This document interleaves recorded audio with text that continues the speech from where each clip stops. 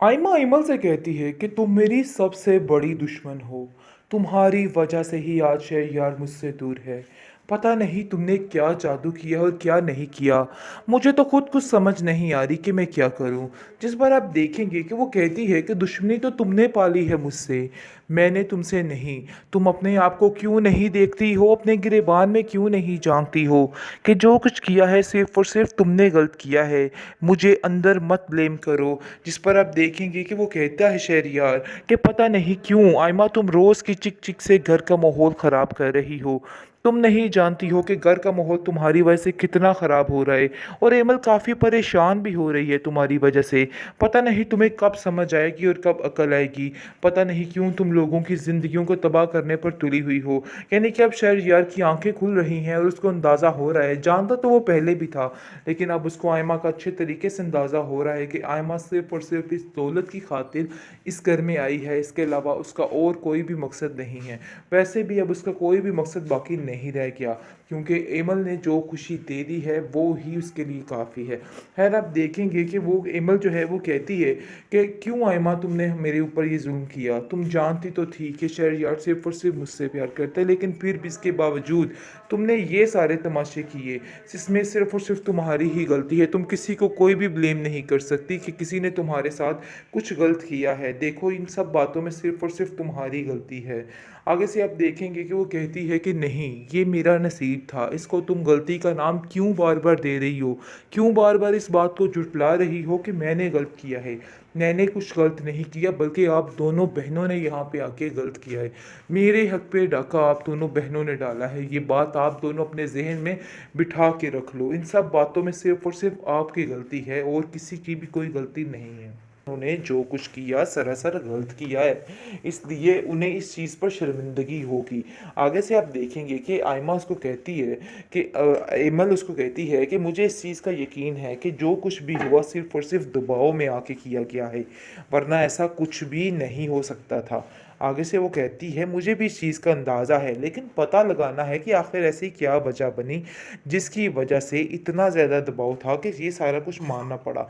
दूसरी दफ़ा आप देखेंगे कि फ़ाखरा की सारी स्टोरी जब बताई जाती है आयमा के बाप को, एमल के बाप को, तो वो काफ़ी हैरान होता है और कहता है कि आखिर ऐसा कैसे हो सकता है। इतना सब कुछ हो गया और आप लोगों ने मुझे बताना भी गवारा नहीं किया। इतनी बड़ी बेवकूफ़ी आखिर तुम कैसे कर सकती हो, कैसे तुम अपनी बेटी का घर ऐसे बर्बाद होते हुए देख सकती हो। जिस पर आप देखेंगे कि वो उसको कहती है कि मैंने इन सब चीज़ों को रोकने की काफ़ी ज़्यादा कोशिश की है, लेकिन ऐसा कुछ भी नहीं हुआ। मुझे बहुत ज़्यादा टेंशन है इस बात की और मैं क्या करूं मुझे खुद समझ नहीं आ पा रही है कि मुझे क्या करना चाहिए और क्या नहीं करना चाहिए। फिर आप देखेंगे कि वो कहती है जो होना था हो गया है, बस दुआ कीजिए कि अगला वक्त बेहतर आए। क्योंकि जैसे ही उसको पता चलता है तो वो काफ़ी परेशान हो जाता है। कहता है एमल तुम फिक्र मत करना, तुम बल्कि छोड़ छड़ा के सब कुछ इधर आ जाओ, टेंशन मत लो, देख लेना सब कुछ ठीक हो जाएगा। जिसको सुनकर वो कहती है कि नहीं, मुझे इन सब चीज़ों से दूर नहीं भागना है, बल्कि इन सब बातों का डट के मुकाबला करना है। इसलिए आपको भी बिला वजह परेशान होने की कोई भी ज़रूरत नहीं है। सब कुछ अनकरीब ठीक हो जाएगा। बिल्कुल फ़िक्र मत कीजिए, बस आप मेरे लिए दुआ करते रहिए और मुझे इस चीज़ का यकीन है कि सब कुछ ठीक हो जाएगा। आगे से आप देखेंगे कि वो उसको कहता है हाँ, तुम्हारी बहन भी उधर है और उसके बारे में कभी भी बदगुमानी पैदा मत करना। वो हमेशा तुम्हारा साथ देने के लिए तैयार है। पहले भी तुम्हारे साथ थी और अब भी तुम्हारे साथ है, इसलिए बिल्कुल भी परेशान मत होना। लो जी, आखिर हो ही गई शादी। आयमा की शादी हो चुकी फाइनली। बड़ी कोशिशें हुई, रास्ते रास्ते में आके सब ने इस शादी को रुकवाने की बड़ी कोशिशें की, लेकिन बेसूद, ऐसा कुछ भी नहीं हुआ। बहुत कोशिशें की गई, हो गई, लेकिन शादी नहीं, ये असल में हुई है बर्बादी। किसकी? आयमा की। क्योंकि आयमा जिस जगह पर करना चाह रही थी, जो काम करना चाह रही थी, वो उसके उल्ट होकर उसको मिला है। वो नहीं समझ पाई थी कि आखिर उसके साथ क्या हो रहा है। अभी भी उसको समझ नहीं आई, लेकिन जी अब ज़रा झटके शुरू हो चुके हैं। क्योंकि जैसे ही शहरयार सिर्फ और सिर्फ एमल का ख्याल रखने के लिए मजबूर हो चुका है और उसको पता चल चुका है कि मैंने एमल का ही ख्याल रखना है, इसलिए ये चीज़ बिल्कुल हजम नहीं हो रही है आयमा को। और आयमा साफ साफ कह देती है कि आखिर ये क्या तमाशा है? कब तक ये सारा सिस्टम चलेगा? मैं साफ-साफ बता रही हूँ कि ये तमाशा ज़्यादा देर तक नहीं चलने वाला, वरना मैं जाकर खालाजान को सारी शिकायत लगा दूँगी।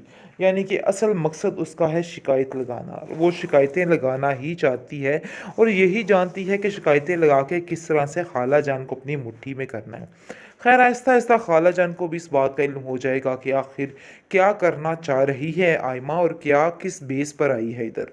अभी तो वो समझ रही है कि बहुत ही अच्छी और बहुत ही सुघड़ लड़की उसको मिल चुकी है, लेकिन ये उसकी बहुत बड़ी गलतफ़हमी है, क्योंकि अनकरीब ही उसको इस बात का इल्म होने वाला है कि वो लड़की क्या कुछ कर सकती है और क्या कुछ नहीं कर सकती है।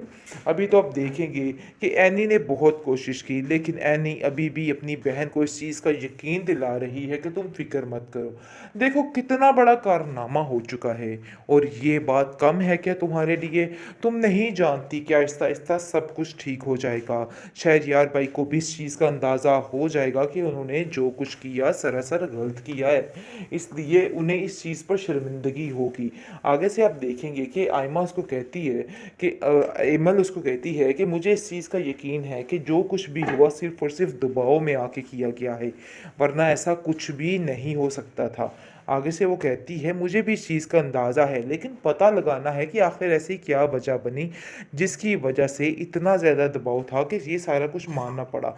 दूसरी दफ़ा आप देखेंगे कि फ़ाखरा की सारी स्टोरी जब बताई जाती है आयमा के बाप को, इमल के बाप को, तो वो काफ़ी हैरान होता है और कहता है कि आखिर ऐसा कैसे हो सकता है? इतना सब कुछ हो गया और आप लोगों ने मुझे बताना भी गवारा नहीं किया। इतनी बड़ी बेवकूफ़ी आखिर तुम कैसे कर सकती हो? कैसे तुम अपनी बेटी का घर ऐसे बर्बाद होते हुए देख सकती हो? जिस पर आप देखेंगे कि वो उसको कहती है कि मैंने इन सब चीज़ों को रोकने की काफ़ी ज़्यादा कोशिश की है, लेकिन ऐसा कुछ भी नहीं हुआ। मुझे बहुत ज़्यादा टेंशन है इस बात की और मैं क्या करूँ मुझे खुद समझ नहीं आ पा रही है कि मुझे क्या करना चाहिए और क्या नहीं करना चाहिए। ख़ैर आप देखेंगे कि वो कहती है जो होना था हो गया है, बस दुआ कीजिए कि अगला वक़्त बेहतर आए। क्योंकि जैसे ही उसको पता चलता है तो वो काफ़ी परेशान हो जाता है और कहता है एमल तुम फ़िक्र मत करना, तुम बल्कि छोड़-छुड़ा के सब कुछ इधर आ जाओ, टेंशन मत लो, देख लेना सब कुछ ठीक हो जाएगा। जिसको सुनकर वो कहती है कि नहीं मुझे इन सब चीज़ों से दूर नहीं भागना है, बल्कि इन सब बातों का डट के मुकाबला करना है, इसलिए आपको भी बिला वजह परेशान होने की कोई भी ज़रूरत नहीं है। सब कुछ अनकरीब ठीक हो जाएगा। बिल्कुल फ़िक्र मत कीजिए, बस आप मेरे लिए दुआ करते रहिए और मुझे इस चीज़ का यकीन है कि सब कुछ ठीक हो जाएगा। आगे से आप देखेंगे कि वो उसको कहता है हाँ, तुम्हारी बहन भी उधर है और उसके बारे में कभी भी बदगुमानी पैदा मत करना। वो हमेशा तुम्हारा साथ देने के लिए तैयार है। पहले भी तुम्हारे साथ थी और अब भी तुम्हारे साथ है, इसलिए बिल्कुल भी परेशान मत होना।